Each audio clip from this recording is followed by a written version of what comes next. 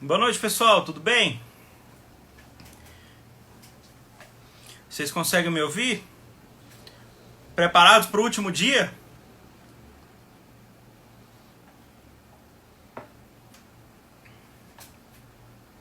Pastor Sérgio Lima já está aqui.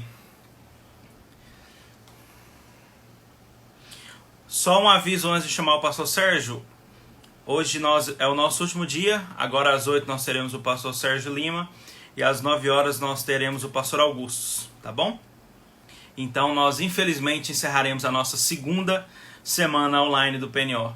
Após 24 lives, mais de 330 perguntas respondidas, nós teremos ao final da segunda live.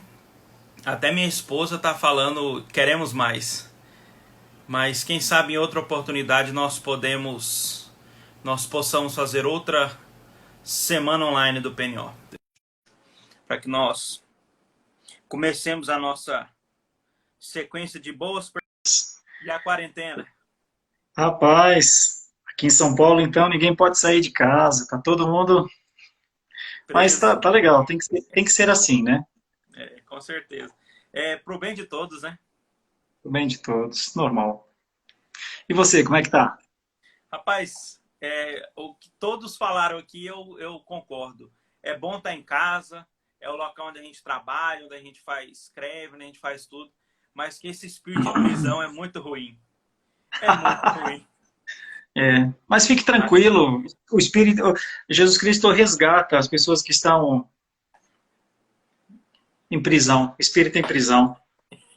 Esperamos que nós sejamos logo resgatados desse espírito. Hoje Você me nós vê tranquilo aí? Eu tô com, ouço. eu tô com a minha imagem congelada, na verdade, nem me vejo, mas se você vê aí, tá tranquilo, tá na paz. Quer ver? Deixa eu até confirmar aqui com o pessoal. Deixa eu testar aqui. Eu vejo e ouço o senhor normal. Deixa eu ver aqui. Ah, o senhor tá mexendo, tá normal aqui. Tá de boa, tá tranquilo, maravilha. Normalmente se trava porque chegou alguma notificação no seu celular. Sério? Se chegar alguma notificação de e-mail, WhatsApp, normalmente trava a live para quem tá Ah, para um dos entendi. lados. Então eu vou desativar aqui o WhatsApp. É o WhatsApp. É o WhatsApp que é o vilão aqui. Esse é o vilão, por isso que eu faço no iPad, porque aí o É, e-mail eu desativo e não chega o WhatsApp. é verdade. São esses espíritos territoriais, né, que vão tentando dominar. É os espíritos. Excelentes perguntas nós temos hoje, como da outra vez que o senhor participou, tudo pergunta fácil, pergunta Sim. tranquila, nada que um reverendo presbiteriano não consiga responder. Jesus dos crentes, olhem por mim. E a primeira pergunta é sutil. Jesus foi ao inferno pregar às almas que nunca ouviram falar dele? Rapaz, começa assim, de leve, assim, né? Bem Tranquilo, tranquilo, tranquilo, assim, né? tranquilo. Bem tranquilo. Uriel, é, nós temos uma situação envolvendo essa pergunta, na verdade, né? São dois textos bíblicos, que é 1 de Pedro 3, né, que fala que ele foi e pregou aos espíritos em prisão. E temos também Paulo, aos Efésios, que diz, que quer dizer subiu, senão que também havia descido até as regiões inferiores da terra, né?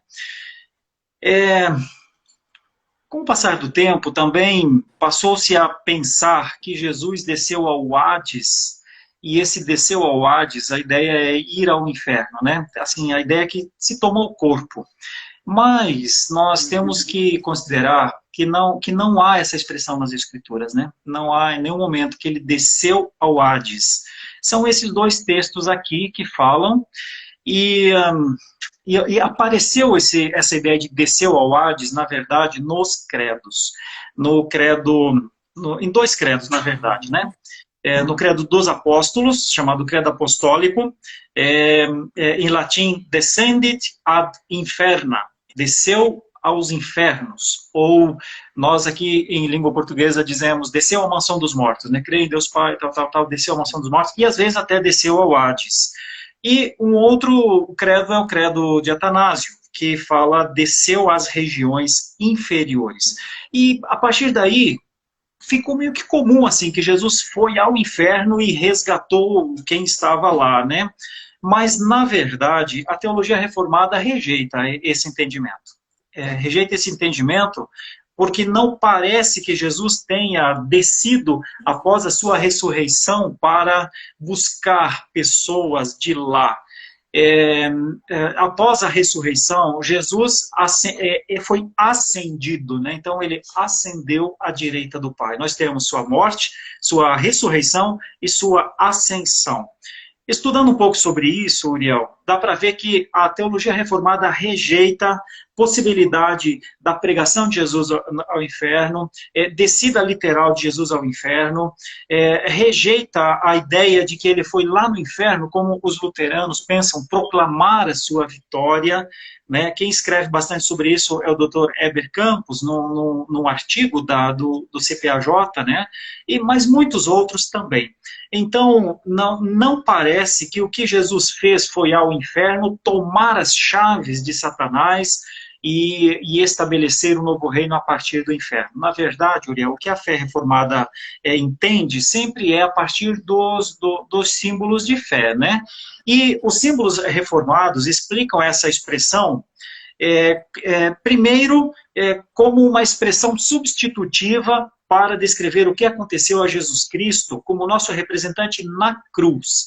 Ou seja, se tem um lugar que Jesus desceu, foi a esse ambiente que nós estamos, né? E por que também, né? Nós já vamos falar um pouco sobre isso, porque essa passagem aqui, principalmente a de Pedro, tem um contexto histórico, que é o contexto de Noé. Está escrito no qual pregou os espíritos em prisão, os quais no outro tempo foram desobedientes quanto à longanimidade de Deus aguardada nos dias de Noé. Então, eu acho que para resumir, o que a teologia reformada aceita é que Jesus veio a esse estado de morte, viveu e morreu nesse estado, mas a sua ressurreição, ela não implicava mais nada, não tinha mais a relação de ir ao inferno. Ele ascendeu à direita do Pai. Nós temos duas situações no Catecismo de Heidelberg e também no Catecismo de Westminster, né? O Catecismo Maior de Westminster, que nos ajuda um pouco, Uriel. É importante essa pergunta, sabe? Porque boa parte do público evangélico brasileiro acha que Jesus desceu ao inferno, brigou com o diabo, venceu e subiu com a capa do Batman, né? Eu, com todo o respeito, mas não precisamos. Jesus não precisa desse tipo de defesa. Por que se acrescentou o desceu ao Hades? Está escrito no Catecismo de Heidelberg. Para que em minhas maiores tribulações eu posso estar seguro de que Cristo, meu Senhor, através de indizíveis terrores, esse é o senso, dores e angústias que sofreu em sua alma na cruz, e antes dela, redimiu-me da angústia dos tormentos do inferno. Né? Então, essa é uma expressão confessional do Catecismo de Heidelberg. Nós temos uma ideia ainda no Catecismo de Westminster que interpreta o Hades como sendo sepultura, estado de morte. Então, Jesus foi, né, para o sepulcro. E os escritores reformados normalmente entendem que o que aconteceu aqui é que Jesus experimentou a condenação divina, que se evidencia na humilhação de morrer, ser sepultado, ficar sob o poder da morte, mas vencer a morte, né? Então, para tirar um pouco a ideia do que muitas pessoas pensam, o descendit ad inferna parece que é isso, a experiência infernal que Cristo teve em face do juízo divino mesmo, né? Tanto é que ele diz, Pai, por que me desamparaste? E aqueles porque ele morreu, então, são libertos para sempre da condenação do inferno. Em resumo, Jesus desceu a este lugar. Esta é a condensação máxima de Jesus. Daqui é ressurgir e ascender para voltar à direita do Pai. Excelente. Porque a mente evangélica tem essa visão que Cristo desceu ao inferno, né? Lutou realmente com Satanás e subiu em glória mas desceu É. para guerrear com o Satanás.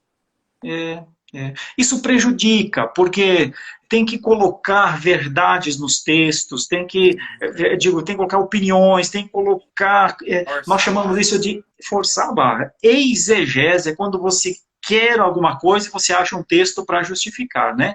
Mas nós temos um forte arcabouço teológico ao longo da história de 2000 anos para nos ajudar.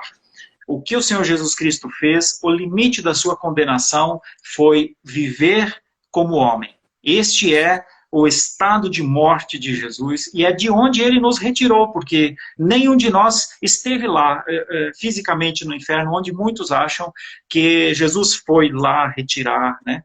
O conceito de Efésios 2, ele ele nos transportou do império das trevas para o reino do Filho do seu amor, é porque o império das trevas é onde nós estamos, né? E é daqui que Jesus nos tirou. Pastor, o que o senhor poderia falar sobre pé do batismo? É bíblico? Tem instrução bíblica? Como que é isso? Esse também é um tema bastante controverso, né? Porque a primeira coisa que as pessoas pensam é que os reformados batizam crianças porque eles pensam como o mundo católico romano, né? E nós temos um pensamento diferente. Os reformados batizam, o reformado não batiza criança, tipo batizar por batizar. Reformado batiza filhos da aliança, ele batiza filhos de crentes. Então, o que nos move ao pé do batismo é a aliança, e é aí que nós temos de ir para as escrituras, então, para pensar em versículos, né, passagens. A primeira coisa, Uriel, que talvez seja importante, é salientar sobre o argumento de quem não aceita o batismo de criança, né? Porque eles têm também versículos, usam versículos e tudo. E talvez o principal de todos, há muitos, mas talvez o principal seja Marcos 16, que diz: finalmente apareceu Jesus aos 11 quando estavam à mesa, censurou-lhes a incredulidade e dureza de coração, porque não deram crédito aos que o tinham visto, né? E aí, logo eu vou encurtar. E disse-lhes: ide por todo o mundo e pregai o evangelho a toda criatura. Quem crer e for batizado será salvo. Então, quem defende que a criança não pode ser batizada, basicamente, o argumento mais forte é esse aqui. Quem crer e for batizado será salvo. Então as pessoas dizem: não, ele não crê. Se não crê, não pode ser batizado. E nós explicamos isso com muito respeito, dizendo que isso é só metade do versículo, né? A outra metade é: quem, porém, não crer será condenado. Então, imaginando que já que a pessoa não crê, é condenada, então se a criança não crê, ela não pode ser batizada, mas ela é condenada, né? E nenhum pai quer que o seu filho seja condenado. Até porque esse texto, ao que tudo indica, não está falando de crianças. Está falando de adulto, não é aplicado a crianças, né? Então, para o adulto que não crer e não for batizado, a rigor não será salvo. E então, sim, será condenado, né? Eu acho que essa que é a questão. Nós não podemos pegar esse texto e aplicar às crianças, porque se aplicar que as crianças têm que crer para serem batizadas, então tem que ler o resto do versículo. Já que ela não crê, então ela é condenada. As referências favoráveis ao batismo vêm justamente do Antigo Testamento, né? Circuncisão, vinda de Moisés, né? E da lei. Crianças eram circuncidadas ao 8º dia e não tinham consciência, não criam. Né? Elas eram batizadas pelos pais. A fé das crianças estava baseada nos pais, ou seja, não se baseava na fé das crianças, mas na fé dos pais. E no Novo Testamento nós temos a substituição da circuncisão, então, pelo batismo. E você me pediu ali, né? Tem textos, alguns textos que podem nos ajudar. Eu selecionei alguns, Uriel. Eu digo que as crianças fazem parte da aliança. As crianças, elas estão dentro daquilo que Deus firmou com os nossos pais. Deus firmou uma aliança com Abraão em Gênesis 17.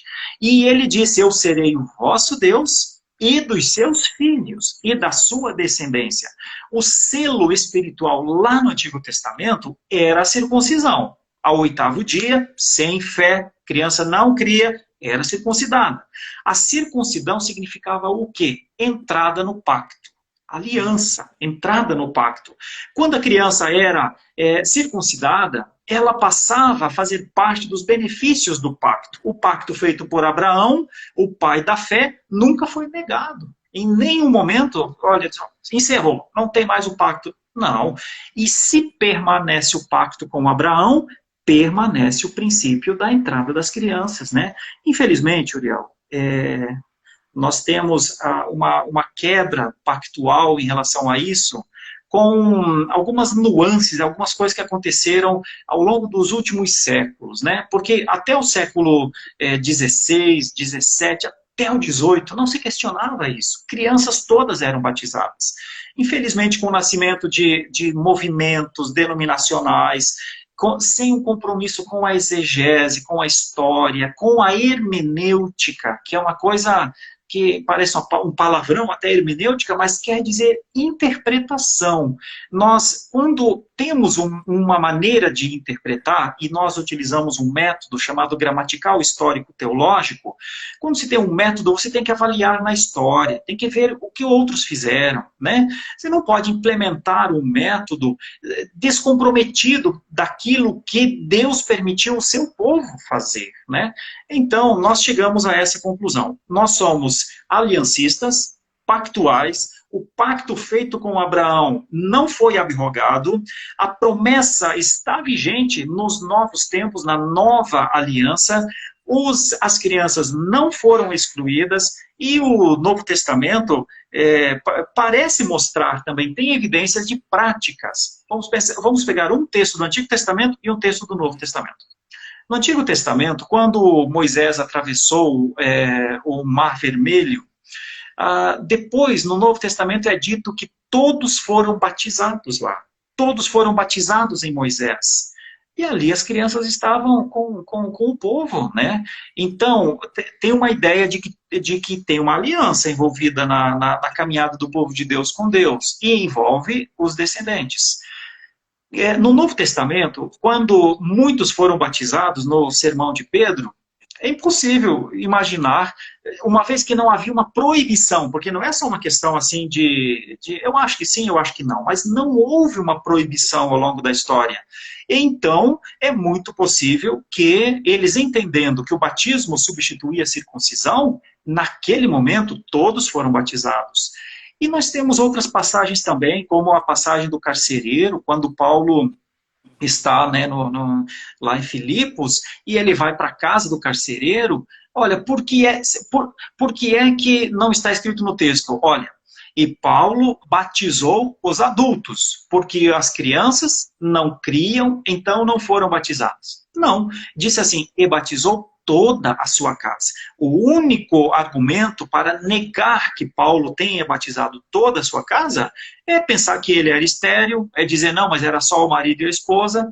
Mas o conceito de oikos, oikia, no Novo Testamento, é um conceito de casa estendida, né? Então, olha, tem que negar muito, mas tem que negar demais, tem que fazer um PhD de negação de gramática, história e teologia, para defender que não pode, que as crianças não podem ser incluídas na aliança. Olha, a inclusão, ela tem uma marca, sempre teve. A marca não é marca de salvação, mas é marca de evidência, né? Então, nós somos defensores ferrenhos. Nós oramos a Deus para que todos aqueles que negam as crianças reconsiderem, repensem, por amor a Deus, o que estão fazendo, deixando as crianças fora, entendendo mal o texto de Marcos 16. Pelo amor de Deus, não pode ter coisa mais horrenda que um pai faz ao seu filho do que negá-lo o privilégio de vivenciar o pacto de Deus. Então, eu tenho que parar por aqui, senão eu me emociono com isso. Eu acho uma loucura o que esses pais fazem, em nome de uma ideia assim, sabe? Não, tem que ser adulto para crer. Pelo amor de Deus, Marcos 16 não é para criança. Abra a Bíblia, leia lá, que se não crer é condenado. O pai não quer que o filho seja condenado. Então, por que fica mantendo essa bobagem? Né? Voltar atrás, arrependimento, encontrar uma igreja que batiza a criança, porque é possível que quando um pai se arrepende dentro de uma igreja que nega o batismo infantil, eles vão dizer que é heresia, vão dizer, vá atrás de uma igreja reformada, batiza o seu filho e dê-lhe o privilégio de ser um aliancista também. Amém e glória a Deus. Excelente resposta, excelente. Pastor, Deus pode nos visitar em sonhos para nos dar orientações acerca de nossas escolhas? Uriel, talvez a gente tenha que pensar rapidamente em 3 coisas. Formas de Deus, formas revelacionais de Deus. Teofania, profecia e, nos últimos tempos, Jesus Cristo. Né? Então, Deus foi se revelando progressivamente e começou com a teofania. A teofania era quando Deus vinha e falava com as pessoas que ele queria, mas a Bíblia relata alguns só. Né? Falou com Abraão, né? Falou com Moisés, falou com Jacó, falou, né? foi falando com alguns destes. Só que Deus, progressivamente, acrescentou o conceito de profecia depois. No Pentateuco, em determinado momento está escrito assim, olha, a partir daí, que era com Moisés, a partir daí, Deus deixou de falar dessa maneira com outras pessoas. Ordinariamente, ele deixou de falar, ele não usava mais só esse método. Ele voltou a falar com alguns, mas raramente. A ênfase é que depois de Moisés, do Pentateuco, depois da lei, nós temos a profecia. Ele deixou profetas. E os profetas, eles já falavam assim, assim diz o Senhor, mas o próprio profeta ficava sob o risco do juízo. Se acontecesse, ele era profeta de Deus, mas se não acontecesse, ele era profeta do capiroto. Então, mudou, aumentou. A profecia é maior do que a teofania, porque ela abrangia uma coisa mais panorâmica. E o que o autor aos Hebreus diz? O autor aos Hebreus diz, olha, antigamente Deus nos falava pelos pais, pelos profetas, mas agora nos fala pelo Filho. Então, onde que está o meu ponto para dizer que não parece ser uma prática costumeira de Deus visitar pessoas em sonhos para lhes orientar o que fazer? A rigor eu digo que não. A rigor eu digo que quando pessoas leem as Escrituras, elas não precisam de mais nada. Deus está falando, as Escrituras falam. As Escrituras nos falam do amor de Deus, nos falam da obra redentora, nos falam dos nossos pecados, nos falam da graça. Viu? Não tem sonho que vai trazer mais teologia do que a Bíblia. Não tem. Né? Então, o meu pensamento, com todo o respeito, eu sei que nós possivelmente tenhamos pessoas aqui que nos acompanham agora, que imaginam e até esperam e ficam felizes com isso, mas eu tenho que lhes dizer, é estranho Deus voltar ao período da teofania. Por que ele voltaria? Se a revelação progressiva nos deixou as Escrituras, com tudo registrado. Na verdade, isso são ensinos falsos, que se ensinam de púlpitos, na verdade, né? A maioria, Uriel, das pessoas que acreditam em sonhos e revelações, foram ensinadas a pensarem assim. Eu, de novo, se você me permitir, eu digo, filho, filha, abandona isso. Olha, às vezes mesmo dentro das nossas igrejas, das igrejas presbiterianas, pessoas que vêm de outros lugares, têm a mente ainda meio, abandona isso. Tem um tópico da teologia reformada chamada somente a Escritura. Não tem a Escritura e sonhos e revelações. É somente a Escritura. Abandona toda perspectiva de unilateralidade, de que Deus vai fazer coisas diferentes com você. Olha, Deus conduz o seu povo e está conduzindo um povo. Tanto é que quando Jesus ensinou a oração, ele ensinou a orar Pai Nosso. Por que ele não disse Pai Meu? Pai Nosso. Ou seja, todos os que creem, como família, como nação santa, como propriedade exclusiva de Deus, a igreja. Então, a minha linha é muito simples. É muito simples. Eu sei que é sincero. A maioria das pessoas que creem em sonhos e revelações são pessoas sinceras. Mas eu tenho que dizer para essas pessoas, com todo respeito, vocês estão sinceramente enganados. Deus é maior do que isso. Deus é maior e deixou a Escritura como uma expressão. Jesus Cristo é a expressão exata do ser de Deus. Creiam em Jesus e abandonem toda a perspectiva extraordinária, porque Deus abandonou isso há muito tempo. Eu sei que Deus pode fazer o que quiser. Pode fazer essa lâmpada aqui, pode mudar a cor dessa lâmpada se quiser. Mas não mudou. Não quer mudar. Porque Deus não se atém a coisas que são muitas vezes tão pequenas, que o Senhor Deus, na sua maneira plena de trabalhar, não é um Deus de extraordinariedades. É um Deus de ordem. E a sua ordinariedade é a nossa segurança. Um seguidor perguntou: sei que devo estar satisfeito em Cristo, mas como faço para alcançar tal satisfação se as coisas dessa vida me entristecem tanto? Eu queria responder da seguinte maneira. O mundo jaz no maligno, o mundo tem seus poderes altamente escravizantes, nós temos o diabo fazendo o seu trabalho, o diabo é um bom diabo, ele faz bem o seu trabalho, o mundo com seus sistemas, tudo acertado, o mundo combate família, combate igreja, combate fé, nós temos a nossa carne dentro de nós que pulsa, ela fica feliz com o pecado, ela quer mais do pecado, só que o Senhor Jesus Cristo disse, eu vim para que tenham vida, e vida em abundância. Eu quero ajudar a você que talvez seja um cristão, mas não tenha vivido ainda isso, a alegria da salvação. Eu tenho que dizer, o povo de Deus era um povo alegre. Olha só, Atos 2, 42 a 47, quando o povo perseverava na doutrina dos apóstolos, quando o povo perseverava nas orações, perseverava nas refeições, de casa, em cada alma havia temor, e eles louvavam a Deus, e a igreja nasceu alegre. A igreja nasceu alegre e então o mundo via a igreja como como uma vida nova que ninguém havia conhecido ainda. Então, as coisas deste mundo não podem ser superiores à alegria de Jesus Cristo. Então, eu diria para você que fez a pergunta, viu, Jesus veio para lhe trazer a alegria. Paulo disse aos filipenses, alegrai-vos no Senhor. Eu digo sempre, digo mais uma vez, alegrai-vos. A nossa alegria tem que estar no Senhor. Pessoas podem desfrutar de uma alegria no Senhor, reconhecendo a sua soberania. Sabe, muitas pessoas, por não reconhecerem a soberania, acham que Deus não responde, acham que Deus diz não. Diz, poxa, eu estou fazendo essa oração há tanto tempo e Deus não me responde. Viu? Nós não podemos colocar Deus numa caixa, nós não podemos fazer Deus responder. Nós temos de crer na sua soberania. Continuemos a orar e a nos alegrar e a nos contentar com o que temos, disse o autor aos Hebreus.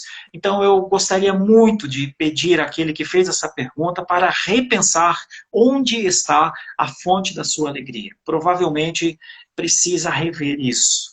O Senhor Jesus veio para que sejamos bem-aventurados.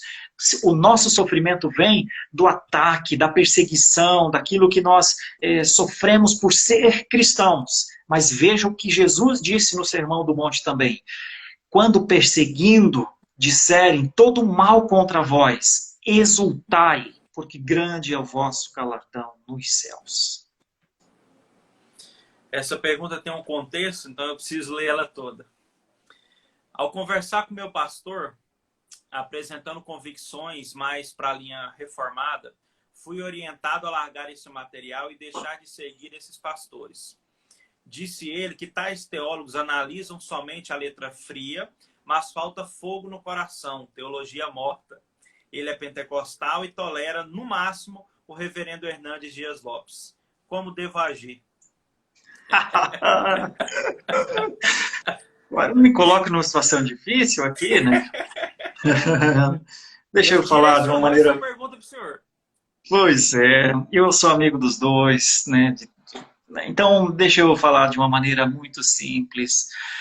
A teologia reformada é uma onda, é uma tsunami nesses tempos atuais.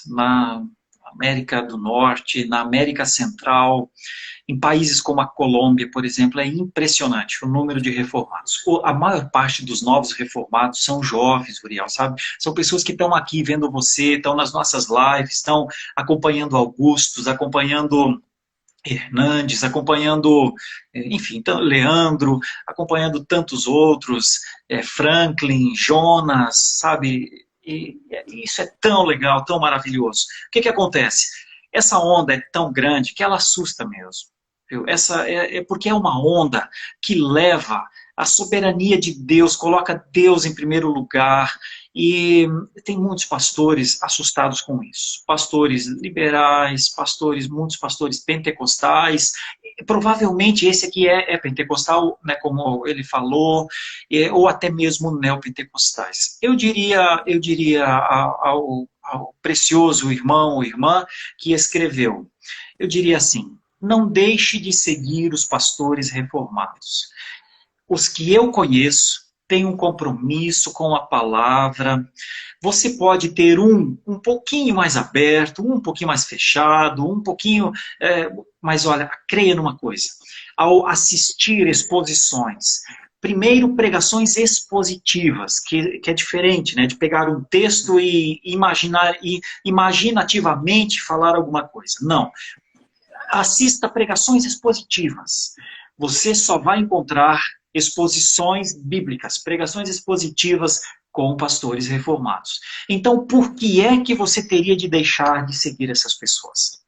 Veja só, eu acho que se você ainda não adicionou, não segue o reverendo Augustus Nicodemos, você tem que seguir, você tem que ir lá achar e ver o que ele prega, sabe? Nós temos muitos outros pastores ótimos, mas eu vou citá-lo porque na pessoa do reverendo Augustus, eu acho que todos os pastores reformados estão representados, né? Nós não lutamos por honra, por espaço, nada. Agora, nós queremos que os jovens conheçam a verdade, conheçam logo, para que construam suas famílias, eduquem seus filhos na aliança. Nós estamos com a teologia reformada mudando uma geração. E muitos pastores estão irritadíssimos com isso. Nós temos um caminho para os pastores que negam a aliança. Estudem a aliança. Estudem a aliança. Voltem os olhos à aliança e ensinem a aliança. Ensinem teologia reformada nas suas igrejas. Nós não somos proselitistas, não estamos querendo tirar ninguém de igreja, mas nós somos radicais na exposição da palavra. Então, o que muitos jovens estão vendo, Uriel, é essa radicalidade, no sentido de raiz. Nós temos uma raiz firmada na teologia reformada. Os solas da reforma são caros para nós. Nós não abrimos mão. Os 5 pontos do calvinismo, olha, nós temos na ponta da língua o tempo inteiro. E nós estamos ensinando isso aos jovens. Então, se você é jovem e talvez nesse momento esteja assim preocupado, não sabe direito qual teologia seguir, eu digo para você, escolha a teologia reformada. Escolha uma igreja reformada na sua cidade, na sua região. Se não tiver, é melhor seguir pessoas que ensinam a palavra com verdade nas plataformas digitais. Mas não deixe de estudar teologia reformada. Se possível, faça suas devocionais com teologia reformada. Pastor, como combater biblicamente a bajulação dentro da igreja e qual a maneira correta de diferenciar bajulação de honrar? Depende, Uriel, do meio que essa pergunta veio, né? Uhum. Eu vejo em muitos meios evangélicos brasileiros alguns pastores se autoafirmando, precisando muito que pessoas digam que eles são bons, pregando coisas para ouvir no final do culto. Olha, foi muito bom, olha, hoje falou meu coração, essa coisa toda aí. Senti um arrepio, ui. Olha, eu tenho uma coisa a dizer para esse jeito de pensar. Não há bajulação na fé cristã raiz. Fé cristã Nutella tem bajulação, mas raiz não. Por quê? Nós somos ensinados a vivermos humildemente, não a nós, mas a ti seja a glória. Eu tenho uma coisa a dizer.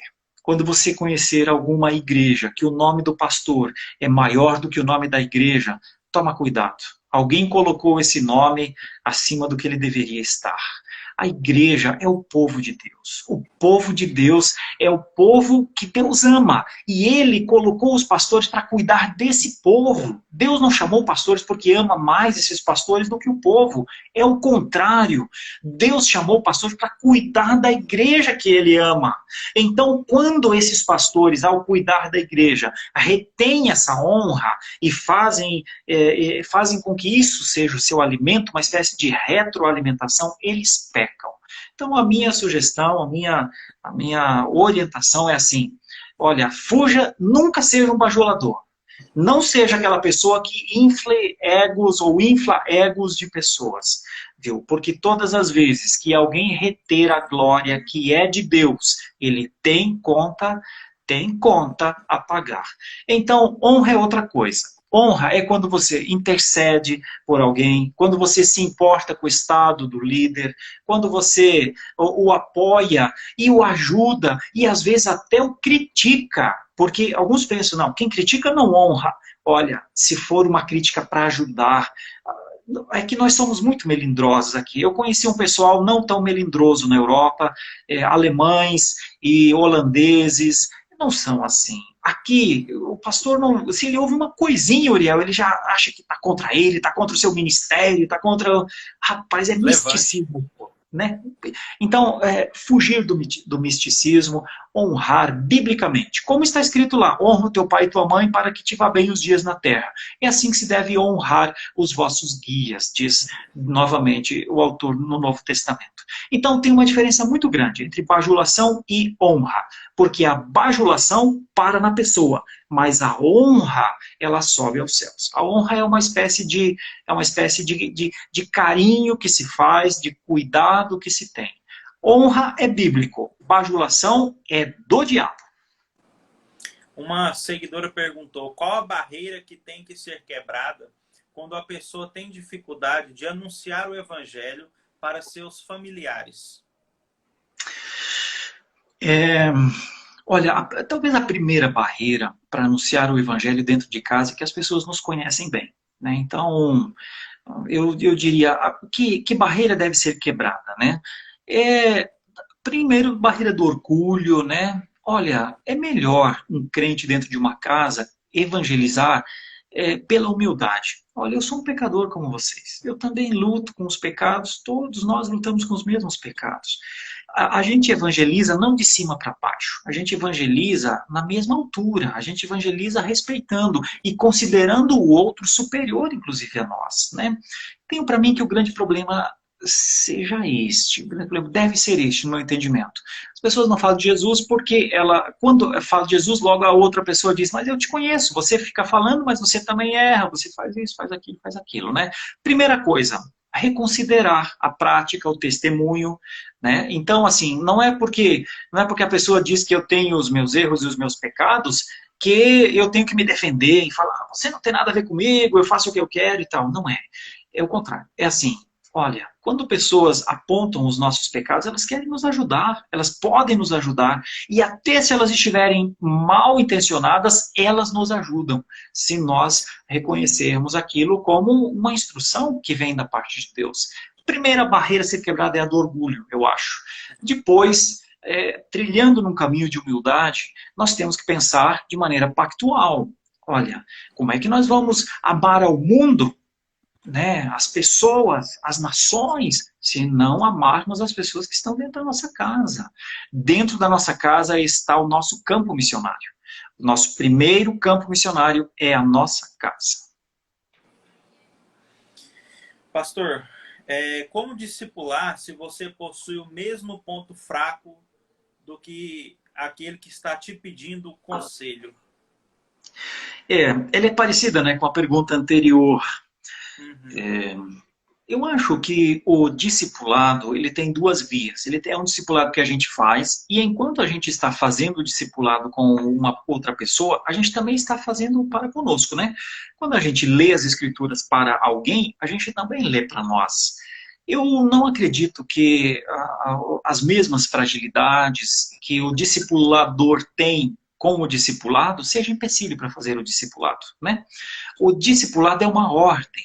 Jesus disse, indo fazei discípulos. Ele não disse, indo e se estiverem espiritualmente fortalecidos, fazei discípulos. Não, porque a autoridade do discipulado não é o discipulador, é Jesus.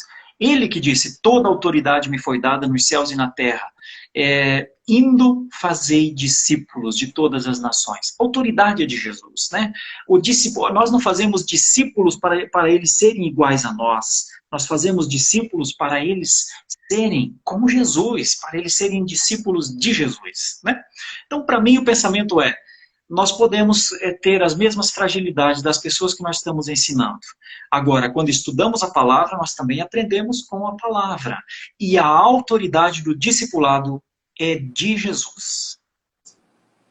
Pastor, sobre os hereges, devemos orar para que Deus tenha misericórdia e eles se convertam?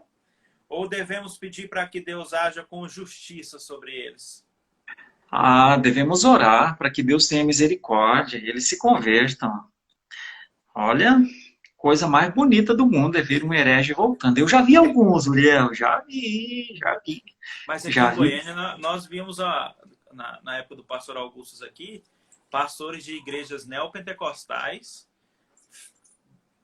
de nome aí, que vieram para a igreja reformada e hoje são membros de uma igreja presbiteriana.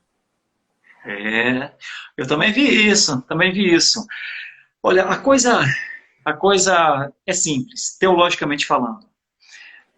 Todos aqueles que andam afastados dos caminhos do Senhor não têm a vida. O Senhor Jesus veio para trazer a vida. Não quer dizer que porque as pessoas estão dentro de uma igreja, né, elas têm vida. Muitas pessoas estão dentro de igrejas por outras intenções. No mundo neopentecostal tem um Deus diferente do Deus das Escrituras. É o dinheiro, é mamon. Então, olha, aquilo que essas pessoas que eu tenho até preocupação de chamar, né, de pastor e tal, né, porque não fizeram um curso bíblico, nada. Eu acho até que devia ter uma lei no país para prender essas pessoas, sabe? Porque exercem ilegalmente uma profissão, né? Exercem ilegalmente, eles usurpam algo, enganam as pessoas, né? Se chamam de um título que nunca foram. Então, né, a melhor coisa que eu já vi é quando essas pessoas verdadeiramente recebem do Espírito de Deus. Como você falou em Goiânia, nós também já tivemos aqui em São Paulo casos de pessoas que eram realmente líderes dentro de movimentos assim, né? E voltaram, sabe? E receberam o batismo, sabe? Trabalham hoje dentro da igreja, eles são novas criaturas. Então, eu sempre penso que Deus salva pecadores e os inimigos de Deus, estes têm um destino certo. Os hereges que não forem convertidos ao Senhor vão queimar no fogo do inferno. Mas não só os hereges, esses nomes assim, né? Todos aqueles que não crerem e confessarem Jesus Cristo como seu Senhor e Salvador não serão salvos. Se não confessar, diz Romanos 10, 9 e 10. Se com a tua boca confessares e com o teu coração creres, serás salvo, né? Então, é herege, é escondidinho, que está cheio de gente que é herege, mas ninguém sabe, né? Que se esconde, às vezes, dentro de uma fala no Facebook e tal, a gente fica pensando que é crente, né? Mas, na verdade, esse é o milagre da cruz. O milagre da cruz salva até herege do fogo. Pastor, o que é sacerdócio universal? Opa, essa parte é uma parte legal demais, embora, obviamente, muitos pentecostais, assim, neopentecostais, não vão gostar muito do que eu vou falar, mas vamos lá. Eu digo isso pelo seguinte, porque, infelizmente, eu estava numa live agora nessa semana com os irmãos lá do Teologia Saudável, e nós estávamos, né, tratando aqui uns assuntos assim, e E eu percebo que tem no mundo pentecostal e neopentecostal um negócio de não toque no ungido do Senhor. Esse homem é poderoso, ah, meu Deus do céu e tal. Deus que E levantou nós, ele. Deus levantou, quem sou eu, né? Parece Davi falando para Saul, né, e tal. É. Bom, nós temos um pensamento diferente, respeitando, obviamente, mas nós entendemos que o sacerdócio tem dois aspectos. Não precisa de um segundo mediador. Já tem um mediador, já tem um sacerdote, é Jesus. Infelizmente, nesses meios mais novos, mais modernos, muitos pastores e líderes se assemelham a mediadores nesse sentido, sabe? Biblicamente, Jesus Cristo é o grande sumo sacerdote. São duas coisas. Jesus Cristo é o grande sumo sacerdote e todos os crentes partilham desse sacerdote. A origem é Jesus. E nós partilhamos do sacerdócio dele. Onde é que nós temos alguns textos? Eu escolhi alguma coisa aqui para falar, se você me permitir, porque eu acho que isso Lógico, claro. é explicado biblicamente, né? Excelente. Primeiramente, por que é que nós cremos no sacerdócio universal dos crentes? Porque Jesus é o grande sumo sacerdócio, o sacerdote. Todas as funções do sacerdócio da antiga dispensação concentram-se e são por ele transformadas. Ele é o único mediador entre Deus e os homens, né? Disse Timóteo. Ele é o representante de Deus junto aos homens e representante dos homens junto a Deus. Ele é ao mesmo tempo o sacerdote e o sacrifício. E a carta aos Hebreus, Uriel, expõe claramente a superioridade do sacerdócio de Cristo sobre os outros sacerdócios, né? Principalmente o sacerdócio levítico, porque eles eram temporais e o sacerdócio de Jesus é pleno. Olha, esse sacerdócio que Jesus obteve, ele outorga, mas não é uma outorga tipo ele deixando de ser sacerdote, né? Ele compartilha, que é uma palavra mais atual, ele compartilha do seu sacerdócio conosco. Isso se expressa em algumas passagens, mas a principal é a de Pedro, 2,5. Também vós mesmos, como pedras que vivem, sois edificados casa espiritual para ser de sacerdócio santo, a fim de oferecer de sacrifícios espirituais agradáveis por intermédio de Jesus Cristo. Em outra passagem também Pedro diz, vós porém sois raça eleita, sacerdócio real. Né? Nós dizemos que nós exercitamos o sacerdócio de Cristo, e isso elimina aquele pregador, aquele líderzão e tal, que meio se coloca entre a pessoa que está sentada no banco e o Deus dos céus. Né? O sacerdócio universal dos crentes significa que nós exercitamos todas as coisas da fé pelo único mediador que é Jesus Cristo. Ele nos outorgou os benefícios da aliança. Nós não dependemos da palavra de revelação de uma pessoa, da profecia de uma pessoa, até porque essas coisas são passadas. Teofania, profecia. Agora nós temos Cristo. Então, o que são os pastores? Os pastores não são novos mediadores. Eles são serviçais, que servem à igreja de Cristo, à noiva de Cristo. Os pastores não são mais importantes do que a igreja.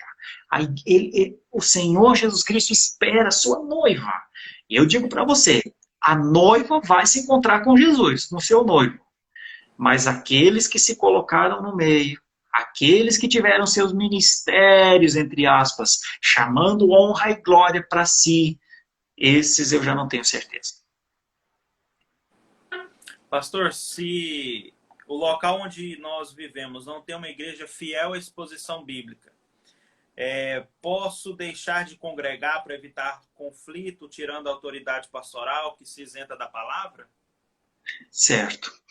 A primeira coisa é que é difícil que não haja uma igreja com alguma condição, por exemplo, de ser bíblica. É difícil que não haja. Pode até existir, mas não é comum. Então, a primeira coisa que eu pediria seria, vê isso bem, dê uma olhada mesmo na sua cidade. É possível que tenha. É possível que tenha, talvez, uma igreja mais histórica, uma igreja Eu não sou muito favorável à ideia de deixar de congregar, ficar em casa. É Eu verdade. luto muito com os desigrejados. Eu estou o tempo inteiro fazendo um convite aos desigrejados. Olha, as pessoas são pecadoras, os pastores nem sempre são os melhores, as igrejas não são o céu na terra, embora, né, seria bom que fosse e tal, assim, mas ficar em casa é pior, Uriel, porque é muito difícil manter a fé sozinho, é muito difícil.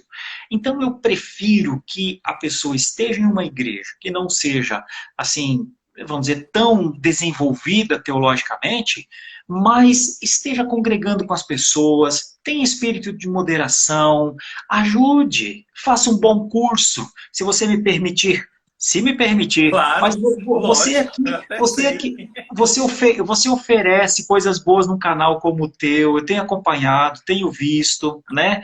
Se você quiser, conheça o Instituto Reformado. Nós fazemos, rapaz, a gente faz o que pode para ajudar nossos irmãos e irmãs das igrejas a terem conhecimento de teologia reformada, né? Tem o Andrew Jumper aqui em São Paulo. Se você tiver uma condição um pouquinho melhor, faz um curso de teologia, ajude a sua igreja. Não a abandone, porque, olha, já pensou se Paulo tivesse abandonado Corinto? Quando ele estava chegando naquela cidade, Deus disse: entra nessa cidade, porque eu tenho muita gente aí, Paulo.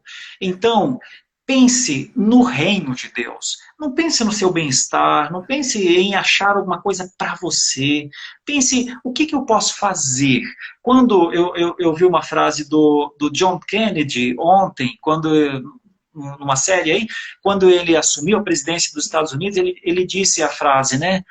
Não pense o que o meu país pode fazer por mim. Pense o que, que eu posso fazer pelo meu país. Ele disse isso lá em 1960 e pouco. Olha, nós precisamos de gente que ame a glória de Deus, que tenha gosto pelas coisas de Deus e passe por cima de pequenos detalhes. Não faz sentido abandonar a igreja só porque ela não corresponde à nossa expectativa. É melhor pensar diferente. Não tem igreja perfeita na terra mesmo. Então, desenvolve você ensinos e ajude a sua igreja. É melhor do que ficar em casa. Uma coisa que eu vejo com muitas perguntas que eu recebo no PNO é porque não todos, eu creio, mas muitos irmãos querem uma igreja na porta de casa. O irmão É, não quer ter o esforço de se deslocar 2 quarteirões, procurar. Por exemplo, nós temos um site da IPB, se você digita a sua cidade, aparece a relação de todas as igrejas presbiterianas que tem na sua cidade. Pode ser que a verdade. igreja você tenha que se deslocar 2, 3 quilômetros, pegar um ônibus, mas aí você vai, como o senhor bem disse, preferir congregar numa igreja saudável do que você se jogar nos braços dos desigrejados. Então, nós Verdade. precisamos nos esforçarmos. Não pode querer que abra uma igreja presbiteriana em toda a porta de cada prédio, de cada casa do país. É verdade. Então, é muito bom a maneira como você está falando. Primeiro, dá uma procurada. De repente tem na cidade, né, uma igreja. Só que às vezes não é aquela que está na frente da casa da gente, né? É provável que tenha. Procure uma igreja saudável. Não procure uma igreja necessariamente perfeita, mas uma igreja saudável. E se desenvolva estudando. Sabe, nós temos muitos cursos de teologia reformada hoje. Eu falei do Muito Instituto material. Reformado. É isso, eu falei do Instituto Reformado de São Paulo, mas não precisa nem ser ele, sabe? Tem tanta opção hoje. Seminários da IPB já estão começando a fazer cursos básicos, né? E é só procurar. Então, com a mesma vontade que a pessoa tem de procurar teologia saudável em uma igreja, procure em uma plataforma de mídia, alguma coisa que caiba no seu bolso, mas não deixe de congregar, não se torne um desigrejado. Vai lhe fazer mal, muito mal. Pastor, quando se comete o pecado sexual com o namorado, obrigatoriamente devemos contar aos líderes da igreja ou isso pode ser resolvido apenas entre os dois?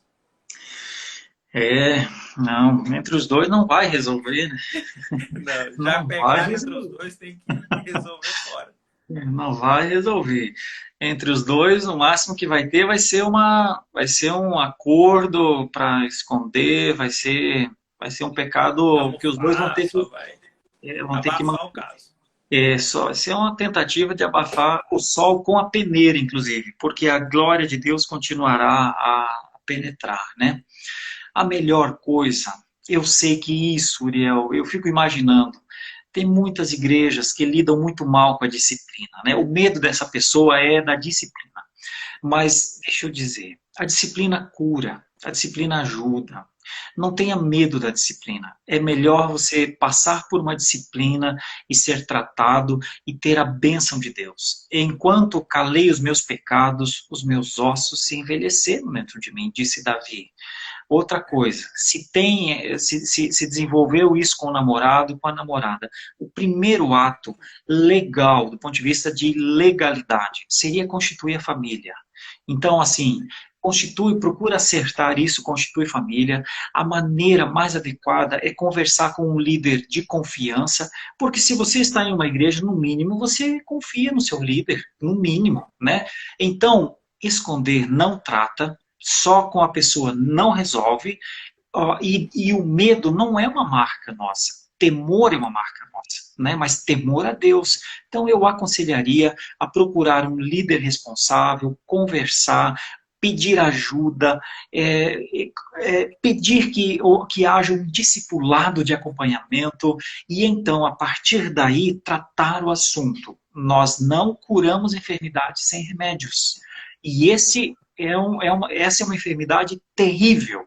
As pessoas, eu conheço muita gente que não trata isso e tem uma vida amaldiçoada pela frente. E é uma coisa que a pessoa escolheu e quer e defende. Eu sei que não é uma coisa fácil, eu sei que não é. Mas eu tenho que dizer que o melhor é procurar um líder que você confie e tratar isso com ele. Às vezes, você até se surpreende com o cuidado de uma pessoa que você nem imaginava que tivesse. Eu conheço pessoas que procuraram líderes e foram tratados, porque quem de nós não tem pecado, né? Atire a primeira pedra. Todos nós os temos. Mas quando nós temos alguém para confiar, então nós começamos a tratar dos nossos problemas.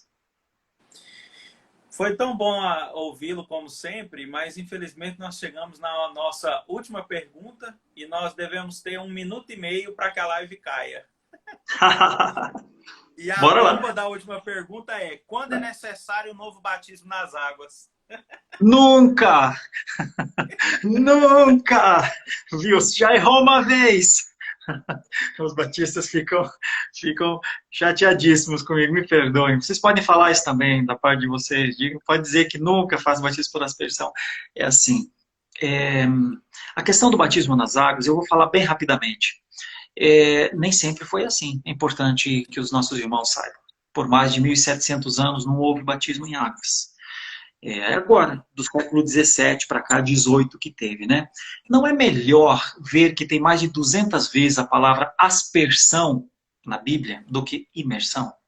Mais de 200 vezes. Então, só considera isso. Por que será que tem tanto aspersão e tem uma vez só uma possibilidade de imersão? É melhor considerar isso à luz da teologia, à luz da história, mas eu diria, olha, não precisa, de maneira simples, é assim, não faça isso de novo, não vai fazer o segundo batismo nas águas. É isso que eu lhe peço. Chefe, sempre bom ouvi-lo, muito obrigado por aceitar participar mais uma vez do PNO, dessa vez à distância. Foi muito bom conversar com o senhor, muito bom ouvir suas respostas. Deus abençoe o senhor, sua família e ministério nesse período de pandemia. Amém. Que o senhor assim os guarde e que em breve nós possamos estar juntos por aí. E se tiver alguém aqui que é aqui de São Paulo, venha nos conhecer na Igreja Presbiteriana da Lapa. Igreja Presbiteriana da Lapa, em São Paulo.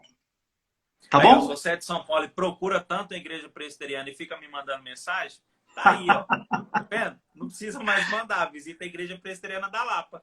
Show de bola. E agora eu vou acompanhar outra live com o Augustus, que você vai fazer também. Agora a live com o Reverendo Augusto. Muito obrigado e até a próxima, pastor. Grande abraço para todos. Um abração, Uriel. Deus abençoe.